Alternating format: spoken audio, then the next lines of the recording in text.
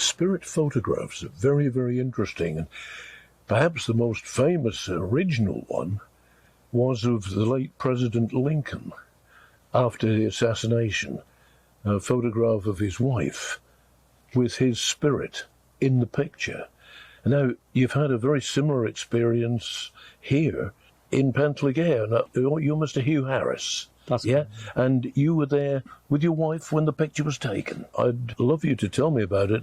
Yes, I was there with my wife Jo. It's about 2 years ago. It was a grey February day, and I'm a regular here. I volunteer, so I was bringing my wife down just to sort of explore and taking photographs as we were going. And she took a photograph over here from the bridge of the waterfall, and the waterfall was running at the time.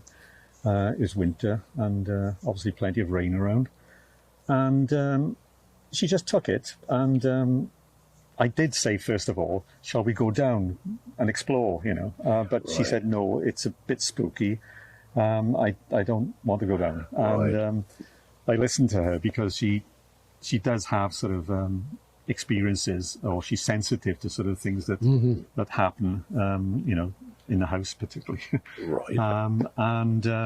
Yeah, wasn't until we got home that she looked at the photograph on her phone, enlarged on a tablet, and she called me over and said, have a look at this. And instantly I could see that this figure, long hair, I thought I could see a pair of eyes as well. And it really sort of sent a shiver down my back. And it was amazing. What do you think it was? Was it a spirit of someone who'd lived in the past? Like the Lincoln photograph that I told you about at the beginning, where President Lincoln's spirit appeared in the photograph after the assassination. It could well have been. I mean, I keep an open mind on these things, but it could be a play of light on water or whatever. But the way that these features came together, just fascinated me, and I thought there's got to be more to this. Well, I found it very impressive indeed, and it looked to me so much like a human figure. It did. Yeah. Do you know if there was ever any association of any particular person with this bridge and with the waterfall behind it, which might have led them, just as President Lincoln's spirit appeared, whether there had been any story in the history of Penllergare where somebody had been associated with this bridge?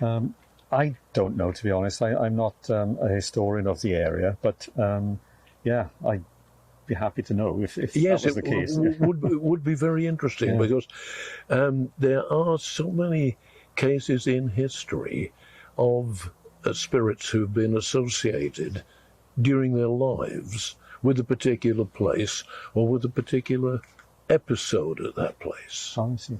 And I could tell you very briefly a story of a friend of mine who passed away after we'd taught together for many years, and we're very close friends.